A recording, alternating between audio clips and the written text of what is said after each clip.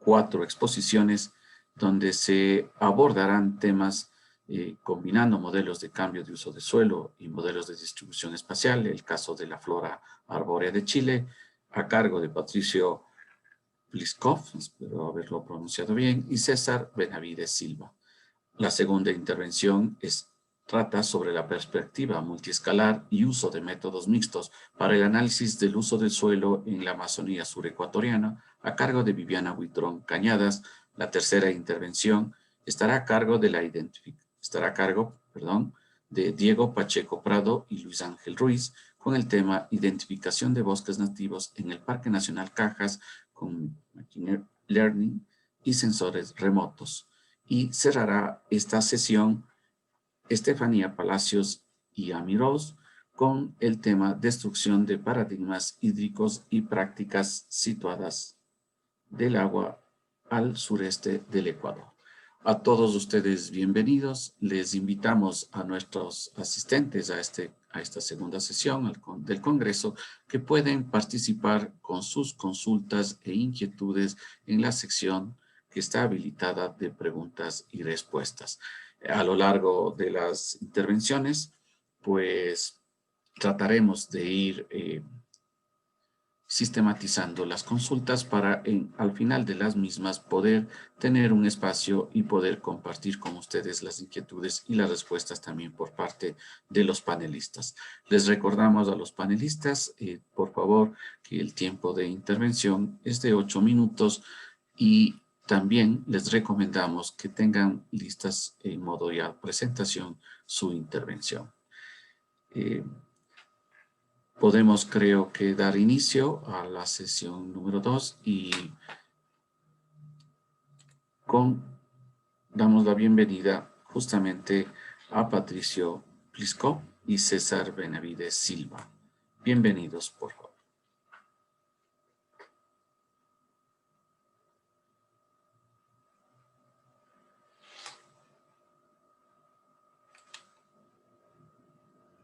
No los veo conectados. Aquí estoy. Perdón. Sí. Perdón, César. Bienvenido, César. Muy buenos días. Buenos días. Se está compartiendo pantalla, ¿es verdad? Sí, estamos compartiendo pantalla. Perfecto. Bueno, muy buenos días a todos. Mi nombre es César Benavides y precisamente el día de hoy voy a exponer algunos avances de investigaciones realizadas con Patricio Pliskov, quien es mi supervisor en el doctorado en Geografía de la Pontificia Universidad Católica de Chile. Y esta presentación se ha denominado, pues, combinando modelos de cambio de uso de suelo y modelos de distribución de especies en el caso de la flora arbórea de Chile. Pues bueno, esta investigación nace desde algunos años atrás, pero yo me incorporo en el año 2016, donde empiezo a trabajar con algunos modelos de cambio de uso de suelo para todo Chile. Pues bueno, ¿por qué es importante Chile en este sentido y por qué es importante analizar algunos fenómenos asociados con cambio de uso de suelo y pérdida de biodiversidad en el país? Pues bueno, según Matt Meyer y et al., eh, existen diversos hotspots de biodiversidad a nivel mundial. Uno de ellos es Chile central, básicamente. Y estos hotspots de biodiversidad han sido caracterizados de esta forma porque son zonas con alto endemismo, con alta biodiversidad, pero al mismo tiempo son zonas en el mundo donde existen grandes presiones antrópicas que ponen en riesgo este endemismo y esta distribución de la biodiversidad. Chile, pues, se ha convertido en un laboratorio biológico importante para muchos investigadores a nivel mundial, dada su superficie distribuida latitudinalmente a lo largo de todo el continente. Y pues nosotros, para esta investigación, por motivos didácticos también, hemos dividido el país en 4 zonas. La primera es una zona que integra las zonas caracterizadas por ser desierto absoluto. La zona B es una zona mediterránea chilena. La zona C es una zona templada, templada lluviosa. Y la zona D es la zona patagónica, con climas más lluviosos y menores temperaturas aún.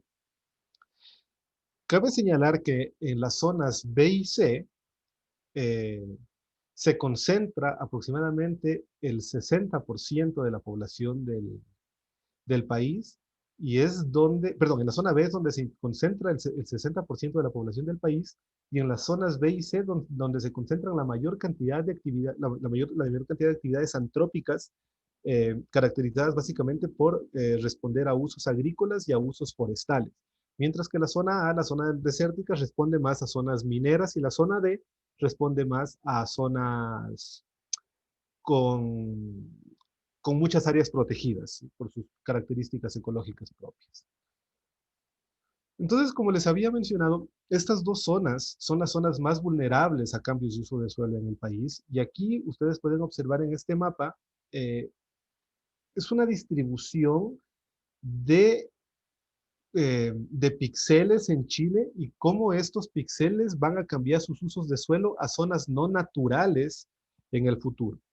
Esta investigación responde a mi tesis de maestría, y lo que hemos realizado aquí es identificar las principales transiciones de uso de suelo en todo el país de Chile a una escala de resolución espacial de píxel de 1 kilómetro, y lo hemos hecho para el año 2030, 2050 y 2080 bajo 4 escenarios climáticos, como lo son escenarios de emisión, como son los RSP 2.6, 4.5, 6.0 y 8.5. En este mapa nosotros podemos observar que los píxeles rojos, o que las zonas rojas, son las zonas donde mayor cambio habrá en todos los escenarios evaluados hacia zonas no naturales. Es decir, cada vez tenderán a ser zonas más antropizadas. Y esto es lo mismo para todos los escenarios, y como podemos observar, tanto la zona B como la zona C, que es donde albergan mayor población y mayores actividades antrópicas, son las más vulnerables a sufrir estos cambios de uso de suelo a zonas no naturales, es decir, a zonas antropizadas en el futuro. Pues bueno, en la actualidad nos hemos planteado realizar modelamientos correlativos y dinámicos de distintos ecosistemas en Chile. Son 19 formaciones vegetacionales descritas por Lubert y Pliskov en el 2017, que están distribuidas a lo largo del país, en donde hemos excluido también zonas sin vegetación, que responden a zonas de alta montaña, a zonas de lagos y a zonas de hielos y glaciares permanentes. Para hacer este modelamiento de ecosistemas en Chile, nos hemos planteado hacerlo mediante métodos correlativos, como utilizando el paquete Biomod 2 en el software R, y para ello es necesario pues establecer distintas fases, como son la calibración del modelo, la evaluación del modelo y la proyección de nuestros modelos a los diferentes años y a los diferentes escenarios climáticos. Nuevamente, a los años 2030, 2050, 2080, y bajo los escenarios RSP 2.6, 4.5, 6.0 y 8.5. Hemos utilizado variables bioclimáticas y variables topográficas, y hemos utilizado algunos modelos correlativos como Random Forest, Maxent o GBM. Esto fue evaluado mediante algunos métodos estadísticos como TCS, ROC y CAPA para determinar la validez de estos modelos. Y para hacer los posteriores análisis que nosotros esperamos encontrar en el futuro, es necesario evaluar también la distribución latitudinal de algunas variables climáticas en Chile. Por ejemplo, podemos observar cómo la precipitación cambiará latitudinalmente a lo largo de los periodos evaluados, siendo cada vez menor en la zona sur del país, que es una zona desértica, y tendiendo a ser más amplia en la zona del sur, y en la zona central mediterránea chilena también los valores mínimos y máximos tenderán a disminuir a lo largo de los años. Y relacionado con la temperatura para los distintos años y los distintos escenarios, lo que podemos observar fundamentalmente es una amplitud, es decir, un cambio entre los valores mínimos y los valores máximos de la temperatura, que podrían influir de forma importante en la distribución de las especies. Aquí nosotros podemos observar como resultados el modelamiento actual de los ecosistemas, comparando un modelado actual con un modelado simulado, y tenemos una similitud superior al 80%, lo cual nos ha permitido validar estos modelos y continuar con las simulaciones. Aquí podemos observar cómo se pueden ir configurando los distintos escenarios a lo largo del año, donde destacan, por ejemplo, cómo el matorral desértico podría tender a tener movimientos hacia el sur del país y un poco hacia el norte, ocupando otros ecosistemas desérticos. Y el bosque esclerófilo de la zona mediterránea también tenderá a transitar hacia el sur, ocupando ecosistemas más lluviosos. Y aquí podemos observar cómo los usos, si hacemos a estos ecosistemas le hacemos una resta de los principales cambios de uso de suelo, podemos observar cómo los ecosistemas mediterráneos y templados serán los más afectados por las transiciones de uso del suelo en los distintos años y en los distintos escenarios. Y si hacemos un análisis sincrónico con distintas especies vegetales, esta imagen responde al modelamiento de 94 especies nativas y endémicas forestales de Chile, y podemos observar que conforme pasan, que hacia el 2080, observamos un movimiento latitudinal hacia el sur de estas especies. Pero si le hacemos una resta de los usos de suelo no naturales, podemos observar que la zona de distribución en Chile de estas especies es la más afectada por estos cambios antrópicos, al igual que los ecosistemas que pertenecen a esta zona. Como consideraciones finales, pues me queda decir que los modelos biogeográficos nos permiten tomar decisiones políticas con consecuencias ecológicas para anticiparnos a posibles efectos del cambio climático sobre los ecosistemas más vulnerables. Y como siguientes etapas, pues tenemos la implementación de modelos dinámicos de distribución de ecosistemas utilizando los modelos LPGA West y algunos otros que estamos evaluando. Muchas gracias por su atención. Esta ha sido la presentación.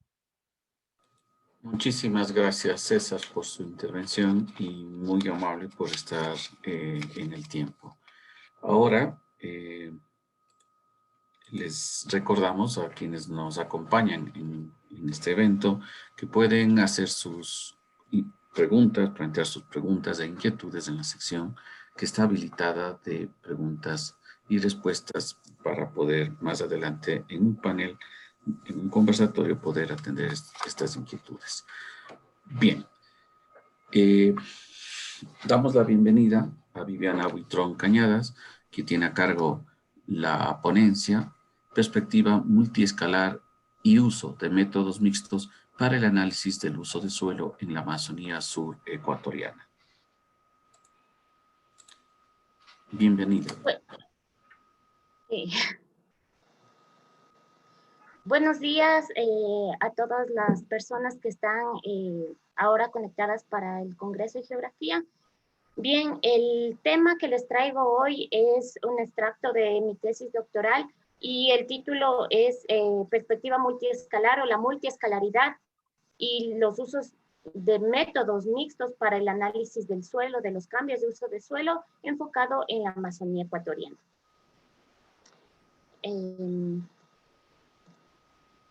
¿Sí está pasando la presentación? Si me confirman, por favor. No. Estamos todavía en la primera. Entonces, son 6 puntos que voy a tratar de manera muy breve por el tiempo. Y generalmente el uso de suelo es un fenómeno que tiene impactos no solamente a nivel de un elemento de la naturaleza como es el suelo, los bosques, la vegetación, sino tiene impactos que sobrepasan estas estructuras. Hablemos del clima, la biodiversidad, y generalmente este tipo de información lo podemos ver en grandes rasgos a estas pequeñas escalas, como cambios anuales en la cobertura del bosque, incrementos positivos o negativos de este tipo de vegetación.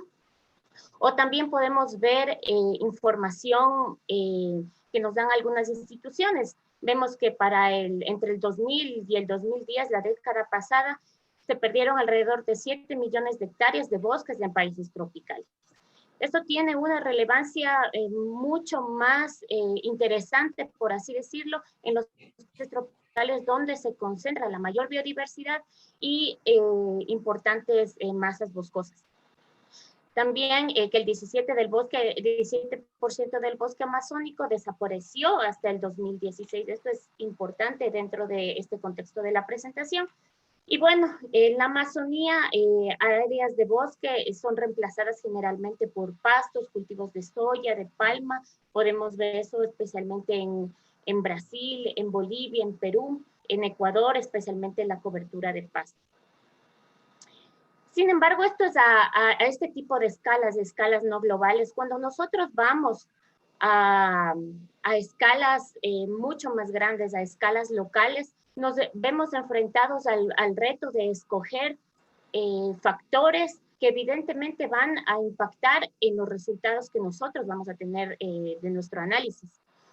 Entonces, cuando nosotros vamos a otras escalas, por ejemplo, escalas no locales de hogar, a estas microescalas, viene ese reto donde hay factores, por ejemplo, el ingreso, el número de miembros de la familia, la localización, la cultura, el tema étnico, que van a jugar un rol importante en estas áreas y que deben ser analizadas correspondiendo a esta escala local. En este sentido, el objetivo de esta presentación es exponer con este estudio de caso en la Amazonía surecuatoriana la importancia de un análisis complejo. Complejo me refiero al tema de escala, la multiescalaridad, al uso de los métodos correspondientes a las escalas específicas que pueden acoger la geografía, que puede brindar la geografía. El área de estudio fue en la Amazonía Sur, en el área del Alto Nangaritza, en la frontera con el Perú, en el cantón Nangaritza, específicamente Zamora Chinchipe. Esto para el análisis, digamos, a una mesoescala o a una escala un poco más pequeña. Ya particularizando en el análisis a nivel de asentamientos, a nivel de familias, me centré especialmente en Miasi, Xaime y Nuevo Paraíso, que son 3 asentamientos que cuando uno va y se permite conocer el área, explorar en los documentos, puede encontrar el componente demográfico. Y aquí, por ejemplo, el componente étnico es muy importante porque es un área interétnica. Recordemos que este es un área de colonización, ahora de una colonización más consolidada y que va a tener evidentemente impacto en el uso de suelo. Como sabemos, el uso de suelo no solamente es el reemplazo de una cobertura por otra, sino que en esa transición hay factores que intervienen, hay actores que están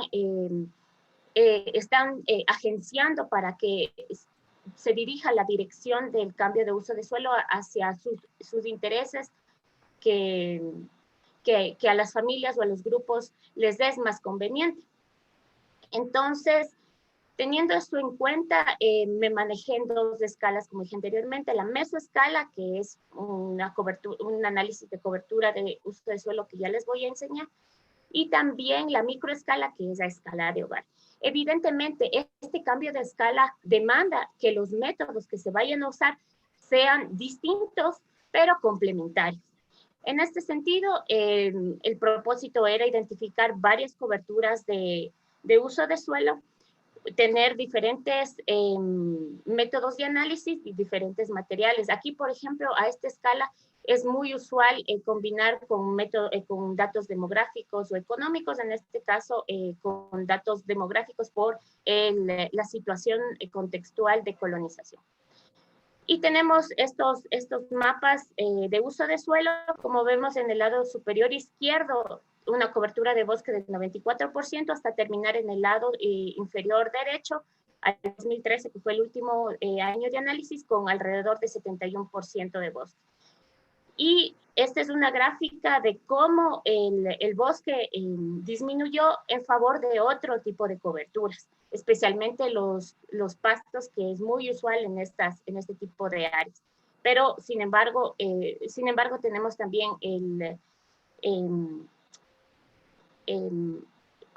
cultivos de comercialización, carreteras que también impactan en el uso del suelo.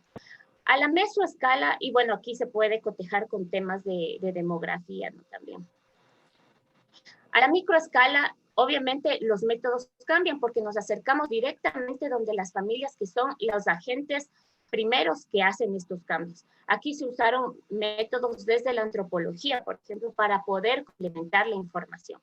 Y aquí vemos interesante que el comportamiento del bosque en las diferentes áreas no es igual que a la mesoescala, que a la escala anterior, sino que aquí intervienen otros factores, como por ejemplo el número de miembros de la familia, el nivel de ingreso, cuándo tienen más ingresos, cuándo pueden también tener acceso a créditos bancarios para poder poner cultivos de comercialización y poder integrarse de esta manera al mercado. Entonces aquí hay factores que van resaltando a medida que uno cambia de escala.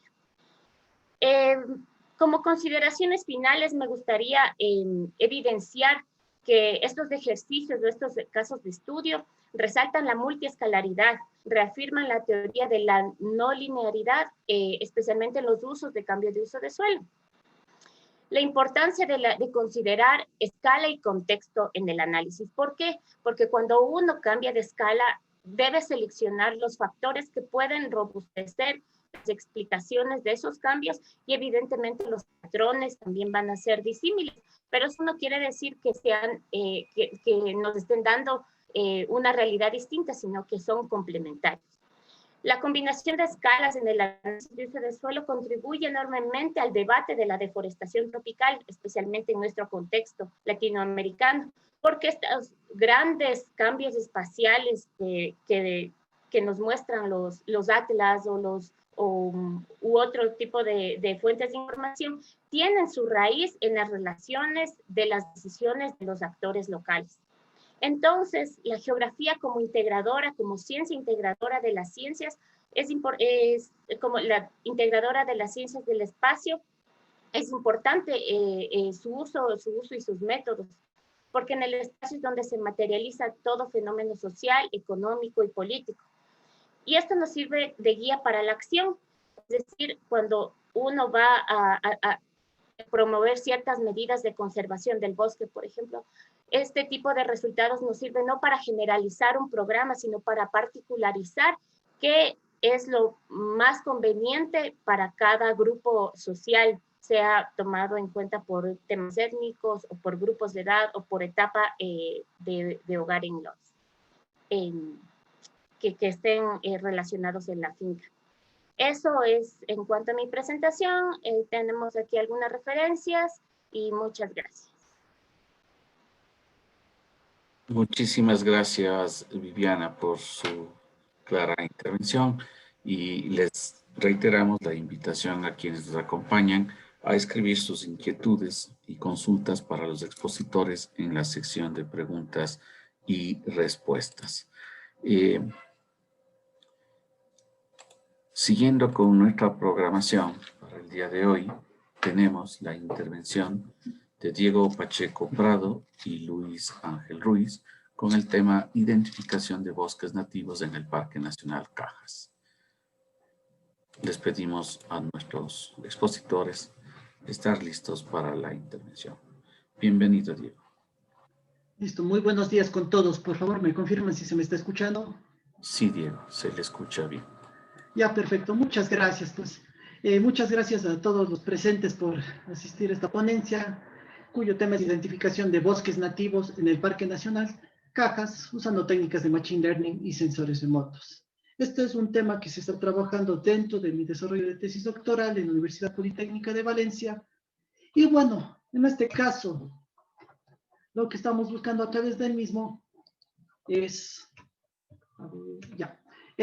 evaluar uno de los ecosistemas muy importantes que encontramos en los Altos Andes, como son los bosques nativos, los cuales son muy importantes para la regulación de caudales hídricos, disminución de la erosión de los suelos y retención de los nutrientes y sedimentos. Lo irónico es que al mismo tiempo es uno de los hábitats más vulnerables y están siendo amenazados debido a actividades como deforestación, avance de la frontera agrícola e incendios forestales. Para nuestro trabajo hemos propuesto la evaluación del uso de diferentes datos satelitales que son de diferentes tipos y resoluciones espaciales. En este caso, enfocándonos en resolver un problema de clasificación, del cual está embarcado dentro de un aprendizaje supervisado, que es una de las áreas del Machine Learning. Para ello, nuestra área de estudio es el Parque Nacional Cajas, un área protegida que se encuentra al sur del Ecuador, y dentro de la misma, la cobertura vegetal que predomina es el páramo. Para ello, lo que nosotros proponemos es la generación en diferentes niveles, clasificadores binarios, en donde cada nivel va a encargarse de una tarea específica. Por ejemplo, en el nivel 0, el clasificador evaluar o clasificar lo que es vegetación y lo que no es vegetación. El nivel 1, lo que es bosque, de lo que es vegetación arbustiva y herbácea. Este clasificador de aquí, debido a que espectralmente tienen comportamientos muy semejantes. El nivel 2 de lo que hemos clasificado como bosque, determinar cuáles son bosques nativos y cuáles son plantaciones forestales. Y un nivel 3 de estos bosques nativos, tratar de separar aquellos que son polilepis, que es una de las especies endémicas y muy importantes dentro de la zona de otros tipos de bosques nativos existentes. Para ello, estamos utilizando información de algunos sensores satelitales, por ejemplo, Sentinel-2, que nos está aportando la información multiespectral, una imagen de agosto del 2020, inicialmente con 27 bandas. Previamente ya hemos hecho un filtro de algunos índices espectrales que no vimos que eran tan representativos, y por eso nos quedamos con estas 27 bandas. Asimismo, con Sentinel-1, que ya de información de tipo radar, la ventaja de esta información es que no están dependientes de la cobertura de nubes para poder capturarla, y en este caso con el sensor IW, que es muy utilizado para el monitoreo de bosques. En cuanto a evaluar la topografía de este hábitat, estamos evaluando dos características principales, que es la elevación y pendiente proveniente de información de CRTM, y un dato tal vez interesante que apareció este año es el Global Forest Canopy Height, que lo que se está haciendo es generando una información de alturas de vegetación a partir de un LIDAR satelital y series temporales de Landsat. Entonces me parece un dato muy interesante por analizarlo. Y todos estos datos satelitales, que son de diferentes resoluciones espaciales y temporales, la forma de añadirlos a nuestro mapa de cobertura vegetal, que va a ser objeto de análisis, es en un enfoque basado en objetos, en donde cada polígono del mapa va a ser un objeto. En este caso, dentro de nuestra área de estudio, 17.120 objetos, y sobre cada uno asignado 351 características derivadas de las fuentes de datos mencionadas previamente. Entonces, este proceso lo hemos hecho gracias a la plataforma de Google Earth Engine, que nos ha permitido consumir todos estos datos tal vez de una forma más eficiente, en el sentido que no necesito descargar todos, sino solo aquellas variables que yo he determinado como importantes. Eso mezclarlo con el mapa de cobertura vegetal y con las muestras de Polylepis que teníamos disponibles. Y generar estas características a través de Quant2GIS, para posteriormente, usando Machine Learning en la librería Scikit-learn de Python, poder hacer diferentes comparaciones, por ejemplo, de todos los datasets que sería Sentinel-2, Sentinel-1, los datos de topografía y la altura de vegetación, ver tal vez cuál es la más apropiada en cada uno de los niveles. También evaluar algunos algoritmos dentro del Machine Learning, como son árboles de decisión o redes neuronales. De igual forma, una vez pasadas estas etapas, evaluar cuáles son los atributos más significativos para quedarnos solo aquellos que aporten más a la clasificación, hacer un entrenamiento y testeo de los modelos. Entonces, esto lo hizo de una forma recursiva, pues había varias posibilidades de mezclar estos argumentos, y al final comparamos los resultados y valoramos aquellos que nos daban los mejores estadísticos de capa y el accuracy para seleccionar los que iban a ser utilizados para nuestro modelo.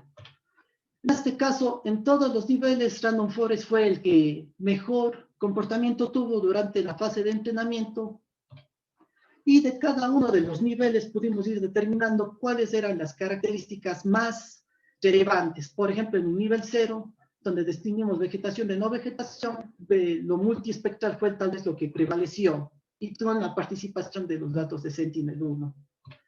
En un nivel 1, de igual forma, ya aparte de los datos de Sentinel-2, lo multiespectral, tenemos ya datos de la topografía, y aquí ya comienzan a verse variables como la superficie del parche y la altura de la vegetación. Siguiente nivel, en donde ya nos centramos en lo que era distinguir bosques nativos de plantaciones forestales. Aquí nos centramos principalmente en los niveles de topografía, área y altura de vegetación, los que nos dieron los mejores resultados. Para finalizar, en nuestro último nivel, donde fue extraer principalmente estos bosques de Polylepis, en donde asimismo atributos de Sentinel-2 ya vemos en mayor diversidad, aparte de la elevación a la que se encuentran y el área del parche.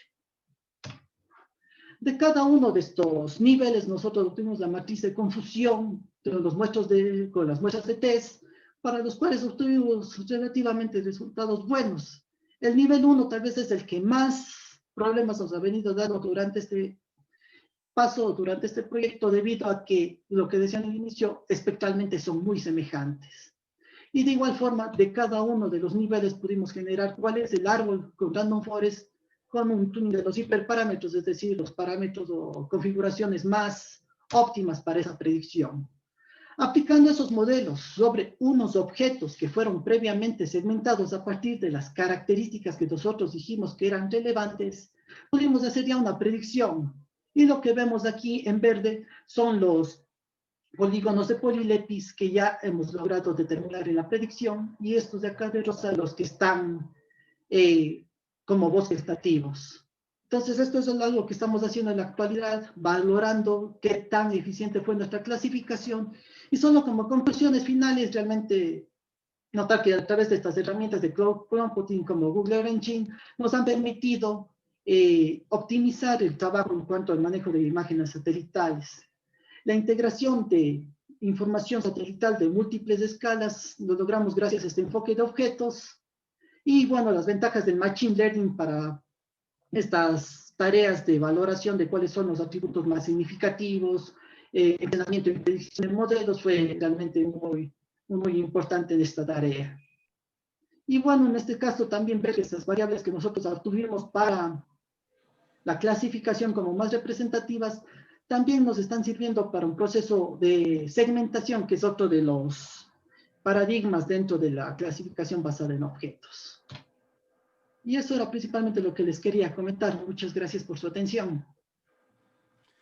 Muchísimas gracias, Diego, por su intervención y ajustarse también al tiempo en el que está previsto para la exposición. Damos ahora la bienvenida a la cuarta exposición,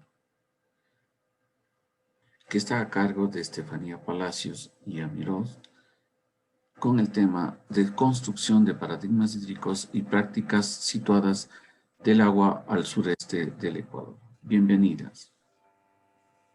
Buenos días, muchas gracias. Lamentablemente Amy Ross no puede acompañarnos, pero yo dirigiré toda la exposición.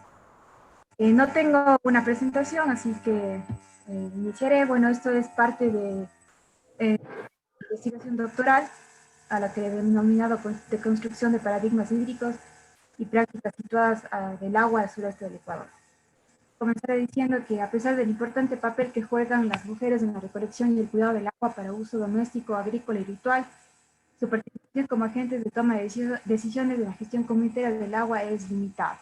El Ecuador se caracteriza por ser un territorio privilegiado con sus recursos hídricos. En consecuencia, existe una diversidad de sistemas comunitarios de agua que han coexistido incluso mucho antes de la colonia. Según Ugalde, los sistemas comunitarios de agua fueron prácticas andinas y colombinas que abastecían de agua a miles de personas, tanto para consumo como para riego. Actualmente, estos sistemas de agua continúan siendo utilizados por gran parte de las comunidades rurales e indígenas del Ecuador, a pesar de que su estructura ha sido influenciada por proyectos colonizadores que han modificado su tejido social original. Uno de estos proyectos ha sido la gestión integrada de los recursos hídricos, que en los últimos años ha dirigido la gestión del agua en Ecuador. Este paradigma, que mantiene un predominante enfoque hidroingenieril, considera el agua como recurso físico en lugar de un elemento sociocultural. Por lo tanto, las líneas de la gestión integrada de recursos hídricos rara vez han analizado injusticias hidrosociales y su relación con las desigualdades de género en los sistemas comunitarios de agua.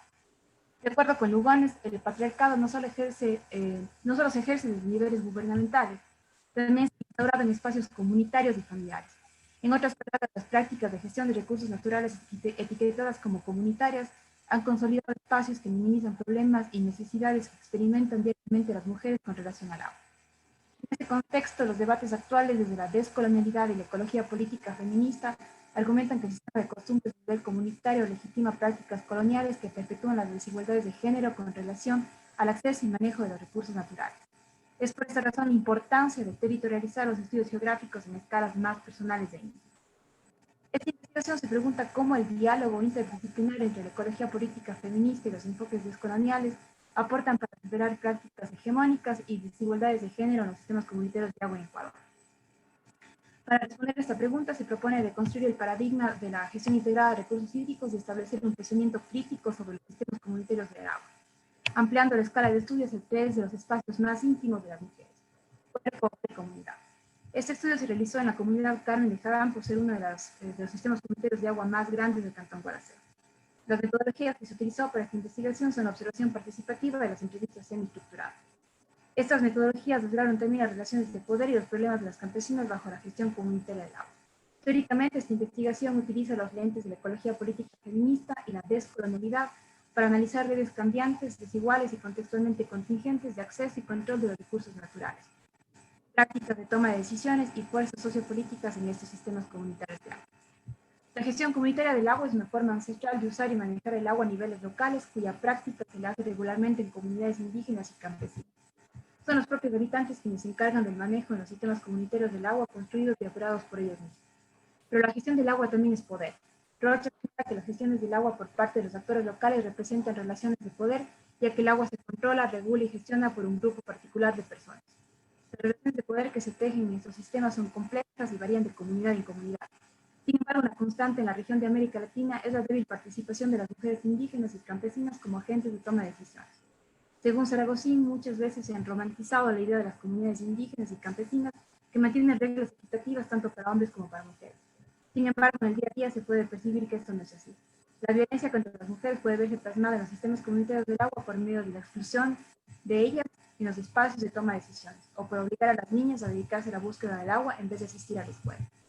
En Ecuador, la gestión comunitaria del agua se maneja a través de las juntas de agua, también conocidas como los sistemas comunitarios de agua. La participación de las mujeres indígenas y campesinas de los sistemas comunitarios de agua en Ecuador es débil. Nieves señala que en algunas comunidades campesinas el perfil para llegar a ser presidente de una comunidad es exclusivo. Por ejemplo, en el reglamento de una comunidad de la provincia de Carchi, los candidatos para la presidencia deben saber leer y escribir, tener prestigio entre los miembros de la comunidad y haber dirigido previamente otros espacios comunitarios. Estos perfiles sin duda excluyen a un importante número de mujeres porque muchas de ellas no han accedido a la educación y otras económicamente de sus maridos. Contrariamente a lo que se suele pensar, la participación de las mujeres en actividades comunitarias como las mincas o las mingas, donde se ejerce mayor fuerza física, es significativamente mayor a la de los hombres. Por ejemplo, en Gualaceo, los resultados preliminares de esta investigación indican que las mujeres ocupan puestos técnico-administrativos, es decir, son secretarias en estos espacios, a diferencia de los hombres quienes configuran mayoritariamente las presidencias, es decir, los que al final toman las decisiones. Sin embargo, las mujeres en Gualaceo han encontrado en las mincas un espacio importante para tejer sororidades y mecanismos que les permite generar fuerzas colectivas para ejercer presión en las decisiones de los sistemas comunitarios de agua. En América Latina y especialmente en Ecuador, las relaciones de poder en la gestión de los recursos hídricos es el resultado de diferentes procesos históricos, políticos y económicos que han rastreado el imaginario de la raza, el género y la clase en el dominio del agua. La ecología política feminista y el enfoque descolonial examinan las desigualdades de género en los usos, el acceso y la gestión de los recursos naturales. Esos enfoques bajo un trabajo interdisciplinario permiten la deconstrucción de la visión hegemónica que el paradigma de la gestión integrada de recursos hídricos ha estado utilizando para administrar los recursos en el Ecuador y en el mundo. Es decir, esta fusión disciplinaria amplía el estudio de las problemáticas hídricas hacia las diversidades de escenarios, realidades y poblaciones. Los sistemas comunitarios de agua en Ecuador históricamente han limitado la participación de los campesinos como agentes de toma de decisiones. Esta exclusión, como señala Harris, impide un equilibrio del sentido de la comunidad de la gestión del agua. Estudios recientes sobre la ecología política feminista y el cambio climático sugieren que los medios de vida y los cuerpos de las mujeres en todo el mundo se encuentran en primera línea para resistir los impactos del capitalismo. Las teorías descoloniales feministas de Abya Yala consideran los cuerpos de las mujeres como un agente material y político de resistencia.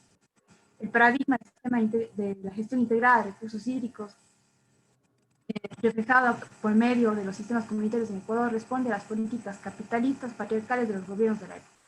Después de más de 140 años de privatización de la tierra y del agua en territorios indígenas y campesinos, el Estado ecuatoriano legalizó estos sistemas en 1970.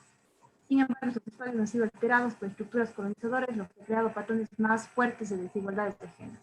Algunos autores, como Radcliffe, señalan que las ONGs que manejan proyectos de los sistemas integrados de recursos hídricos representan un mecanismo de neocolonización, esencialismo y de eliminación de la pluralidad en la gestión comunitaria del agua. Este enfoque de equidad de género desde las organizaciones no gubernamentales opaca la violencia hacia las mujeres rurales en los espacios comunitarios porque no exterioriza las estructuras de opresión. Esta investigación concluye señalando que los diferentes problemas relacionados con el uso y manejo del agua en las juntas de agua, específicamente en Gualaceo, se debe a que los dirigentes dan por sentado las necesidades de las campesinas y así algunas decisiones que se toman en estos espacios están alejadas del día a día de las campesinas y su relación íntima con el agua y sus cuerpos. Muchas gracias. Muchísimas gracias justamente por su intervención, Estefanía. Y lo que vamos ahora a proceder, les pediría a todos los panelistas, si son tan amables, de prender las cámaras para pasar a la sección de preguntas e inquietudes que nos han planteado. Tenemos preguntas para todos los panelistas. Una de ellas está dirigida precisamente a César Benavides y a quien se le consulta. Para analizar el modelo, todas las variables estudiadas, a qué escala de píxeles están procesadas y en qué software está procesado el modelo, César. Si por favor activa su micrófono, si es tan amable, para poder... Sí, muchas gracias por la pregunta. Todas las variables, todas las variables y todos los modelos, tanto de cambio de uso de suelo como de distribución de especies y de distribución de ecosistemas, están procesados a una resolución espacial de 1 kilómetro de tamaño de píxel.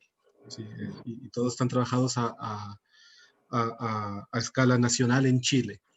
Y los modelos de cambio de uso de suelo fueron desarrollados con el modelo Land Change Modeler de TERSET, y los modelos de distribución de especies y de ecosistemas hasta ahora han sido desarrollados en el software ERE con la librería Biomod 2.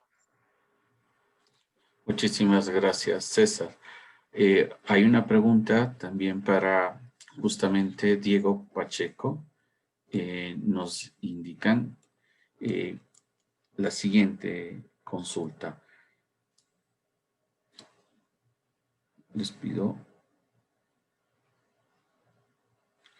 Pregunta para Diego. ¿Cómo afectó la nubosidad en su análisis, en su estudio? Listo, muchas gracias por la pregunta. En este caso, bueno, la ventaja del manejo de estas herramientas en la nube como es Google Earth Engine me permitió trabajar con diferentes imágenes. En este caso seleccioné 2 de agosto que vi que tenían una menor cantidad de nubosidad. Esas mismas aplicar una máscara de nubes y luego hacer el mosaico entre las 2 imágenes. Entonces con esto yo puedo ir reduciendo ese efecto de las nubes. Y en este caso, bueno, dentro del algoritmo también estaba desarrollado para que yo pueda escoger fechas específicas. Si me quisiera ampliar un poco más, podría coger imágenes de otras fechas y reducir aún más el efecto de las imágenes. Pero esto podría llevar a realizar o introducir errores por la fenología del comportamiento de los bosques dentro de la zona. Muchas gracias, Diego. Justamente también tenemos otra consulta, en este caso para Viviana. Le queremos justamente consultar cómo intervenir en estos territorios de la Amazonía del Ecuador cuando efectivamente los grupos sociales son muy reducidos, y cómo usted avisora las intervenciones en los espacios geográficos. Ha evidenciado una disminución, por ejemplo, de los bosques que usted nos ha indicado. ¿A qué se debe? ¿Se debe a un comportamiento estrictamente social? ¿Se debe a un comportamiento, cuando digo comportamiento social, propio de la gente que habita estos lugares, o se ve influenciado en realidad por agentes externos? Evidentemente, y gracias por la pregunta, es importante analizar que no toda la Amazonía se comporta o está afectada por los mismos factores de manera general. Entonces, si quiero particularizar, por ejemplo, el análisis en la Amazonía brasileña, el interés de mercados internacionales es mucho más evidente en el tema agrícola, por ejemplo, en el cultivo de soya, en el tema ganadero, en Bolivia, por ejemplo, en tanto que en Ecuador, por diversos factores, entre esos, por ejemplo, el poco espacio, digamos, que es la Amazonía con respecto a las otras Amazonías en los demás países, los factores no se presentan de la misma manera. Entonces, pero, por ejemplo, hablando de especialmente la Amazonía Sur, sin contar ahora con el efecto que tienen los grandes proyectos mineros, especialmente en la zona de Zamora Chinchipe, centrándome en el área de estudio, ahí los factores que motivaron a estos cambios de uso de suelo, y ya viendo una perspectiva histórica, evidentemente fue en las leyes de reforma agraria y colonización de la Amazonía, por ejemplo, que motivaron el desbroce de bosque en favor de los pastos para mostrar presencia de trabajo en estas zonas, y después de estas zonas ya trabajadas se integraron a los mercados locales, especialmente al mercado local de la naranjilla, que es uno de los cultivos de comercialización, el más importante, digamos, para estas familias en esta zona. Entonces, sí, no podríamos hablar de factores aislados de consumo interno, por ejemplo, sino de una manera más integral, cuál es el efecto o la agencia de estos otros factores y actores en estos territorios ya a nivel local. Entonces, esto se puede evidenciar específicamente a estas escalas locales, a estas microescalas, escalas de hogar, donde con la gráfica que les había presentado, este comportamiento sinuoso, digamos, de las diferentes coberturas de bosque, responden no solamente a factores internos del hogar, como el número de hijos, necesidad de alimentos. Se rompe también el mito de que a más hijos, más desbroza el bosque. No necesariamente es así, porque hay hijos mayores que se integran a mercados de trabajo fuera de finca, y entonces ahí se compensa el ingreso familiar. Entonces, hay diferentes factores, y eso es muy interesante al momento en que uno va cambiando de escala, ¿no? ¿Cuáles son esos factores que me ayuden a explicar mejor el fenómeno? Muchísimas gracias por su intervención, Viviana, muy gentil por su pregunta, por su respuesta a la pregunta. Una pregunta que tenemos para Estefanía Palacios. Consultan, ¿cómo se encuentran las comunidades utilizando el agua con fines de riego? ¿Cree que actualmente existen inequidades para tener acceso al agua y la ley de aguas en los últimos años han aportado a una mejor gestión y uso del agua? Sí, gracias por la pregunta. Es importante diferenciar las juntas de agua potable con las juntas de riego.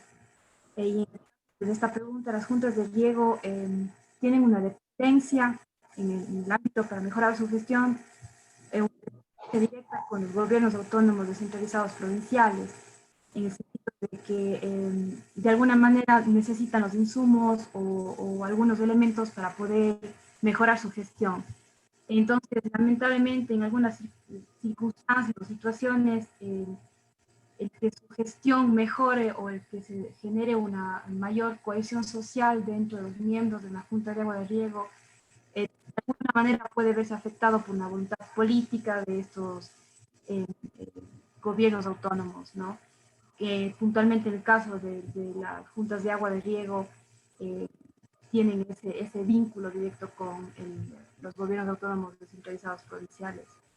En otro aspecto también es importante partir por la idea de la pluralidad de escenarios hidrosociales. Cada junta de agua tiene como yo suelo denominar, tiene su mundo, tiene sus formas de relacionarse con los recursos hídricos, sus formas de proteger esos recursos hídricos, tiene diferentes relaciones de poder sociales, de género, de clase, de educación, de raza.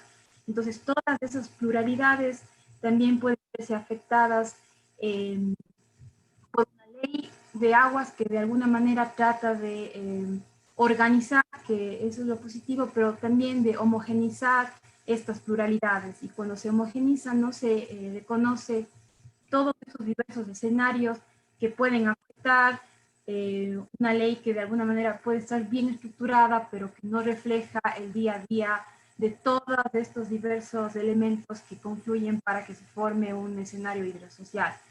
Entonces, para concluir, puede ser que la ley de aguas de alguna manera puso en orden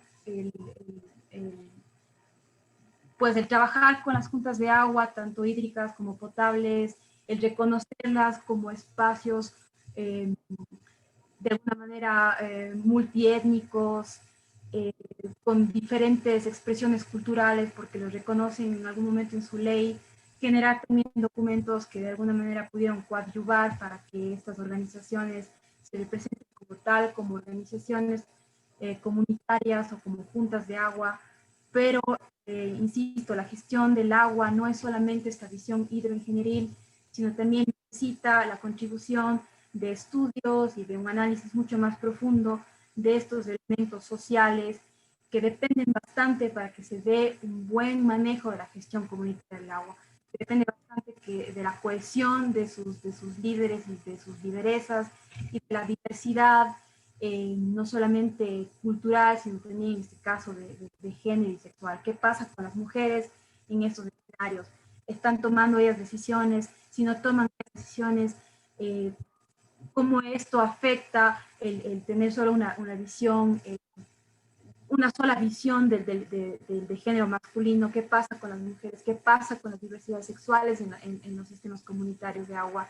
Entonces son muchos elementos que de alguna manera se han visto opacados por dar prioridad a un enfoque mucho más técnico, mucho más hidroingenieril, y que yo creo que esas son las debilidades de la ley. Muchísimas gracias, Estefanía.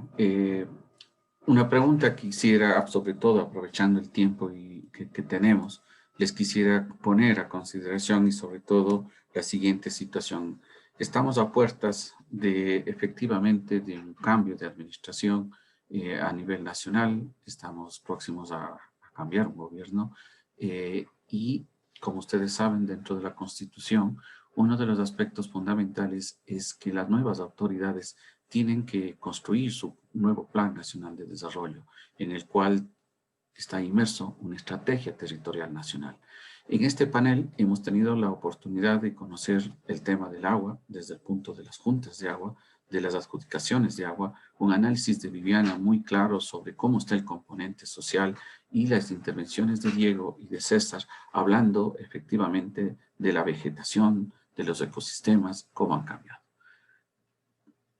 A manera de sus puntos de vista y comentarios, ¿cómo creerían ustedes que podríamos apoyar de mejor manera a esa planificación? ¿Qué creen que deberíamos tener en cuenta? Sobre esta consulta le hago más desde el punto de vista académico, por favor. Estrictamente desde el punto de vista académico, no en ningún otro orden. Quisiera conocer sus impresiones como quien avanzamos en este diálogo. Me gustaría, si no sé quién quiere intervenir, si podría intervenir. Yo podría hacer. Por favor, César. Gracias. Bueno, muchas gracias por su pregunta. La verdad me parece muy interesante. Bueno, cabe mencionar que yo soy ingeniero agrónomo de la Universidad Nacional de Loja y luego de graduado, antes de empezar mis estudios de posgrado, trabajé en algunas consultoras elaborando planes de desarrollo básicamente. Y la verdad, lo planteado en estos planes de desarrollo locales es bastante insuficiente y no termina de ser más que una herramienta formal para justificar el ingreso económico de cada año que pueda tener los distintos GATS en distintas escalas administrativas. Entonces, yo creo que, por ejemplo, este tipo de análisis que nosotros hemos presentado el día de hoy, si bien es cierto, son análisis cuantitativos, son análisis geoestadísticos, es importante empezarlos a implementar también en el nuevo ordenamiento territorial del país, para que este tipo de elementos dispuestos para los GATS locales dejen de ser insuficientes y pasen a ser una herramienta efectiva sobre la planificación territorial. Por ejemplo, muchos GATS a escala nacional ahora mismo se han planteado que sea el sector de la construcción uno de los motores que impulse la economía a nivel nacional en esta nueva normalidad post-COVID, post-pandemia. Pero en este afán de tratar de impulsar las economías locales, no nos podemos olvidar de las implicaciones ecológicas que este tipo de decisiones pueden tener. Y, por ejemplo, los modelos de distribución de especies, los modelos de distribución de ecosistemas, podrían ser una herramienta importante para empezar a delimitar nuevamente zonas donde no podría avanzar el uso urbano de la forma como se pretende hacer de cara al 2021 o al 2022, y de esta forma también empezar a regular algunos factores asociados con vegetación nativa, con el uso del agua, como lo había planteado Estefanía, que su respuesta fue bastante esclarecedora y se lo agradezco por plantearnos este paradigma que al fin y al cabo termina siendo importante y termina siendo importante ponerlo sobre la mesa para empezar a discutir estas cosas desde el sur del país que tienen dinámicas distintas también frente a otros sectores del país. Muchísimas gracias, César. Le agradezco muchísimo. No sé si Viviana nos comparte su punto de vista. Sí, yo creo que la historia nos ha dado muestras de que todos los intentos de planificación, sean la planificación nacional, a cualquier nivel, responden claramente a la coyuntura política. Y eso nos hace cuestionar permanentemente el papel real o el poder real que tiene la planificación, hablando de temas técnicos, o el alcance, ya frente a una barrera política. Entonces, otro de los puntos es también que debemos tomar en cuenta cuál es la posición del país en la división internacional del trabajo. Somos países claramente exportadores de materias primas, que no agregamos valor a los bienes exportados, y eso hace que los impactos ambientales, sociales, se queden aquí, los costos negativos de todas esas intervenciones se queden aquí. Hay claros ejemplos de los extractivismos agrícolas, petroleros, mineros, que ahora están mucho más fuertes y evidentes y justificables por la pandemia y la necesidad de ingresos. Entonces, yo creo que ahí cabe cuestionarse cuál es la capacidad nacional real de implementar estos planes o la planificación y las medidas frente a las demandas internacionales, frente a una posición real del país en la economía mundial. Entonces, aquí esto es importante plantearse, cuestionarse, y creo que a partir de todo esto o paralelamente a todo esto, y volviendo al tema de las escalas, que es lo que a mí me lleva a la ponencia, es paralelamente a este cuestionamiento y al verse enfrentado realmente a las decisiones que pueden ser tomadas por las autoridades o las comunidades de cualquier nivel, es volver a los ojos a lo local. ¿Qué pasa en lo local? ¿Cómo las comunidades, los municipios están respondiendo ante todos estos factores externos? Entonces, yo creo que es un diálogo, es una dialéctica entre las diferentes escalas, tener claro la posición del país en el mercado internacional y cuáles son los límites realmente de la política nacional para poder, por un lado, que la economía nacional pueda integrarse a ese mercado internacional, pero cuáles son las medidas efectivas que debe y obligatoriamente tomar el país para evitar los costos negativos ambientales, sociales que vemos ahora en las comunidades. Muchísimas gracias por su intervención, Viviana. Quisiéramos conocer su punto de vista, Diego, si es posible. Parece que... A ver, perdón, Omar, tuve un poco de problemas con el internet. Si me puede repetir la cuestión, por favor. La cuestión era un poco, Diego, compartir su punto de vista desde el análisis que usted hace, precisamente cómo contribuir a la planificación y en un futuro, cómo articular los resultados de estas investigaciones en el caso de cada uno de ustedes, cómo podrían fortalecer de alguna manera las intervenciones en un futuro que mejoren efectivamente la toma de decisiones y apoyen al ordenamiento territorial. Todo esto en el marco de que habíamos puesto como contexto de que estamos a puertas de un cambio de gobierno, y una de sus primeras acciones que el próximo año tiene que hacer cualquier autoridad que llegue es la que tiene que construir un plan nacional de desarrollo, que es el que rige su intervención o su camino en los próximos años. Queríamos ver justamente su punto de vista, cómo usted mira a partir de sus estudios, cómo podrían contribuir a esa planificación.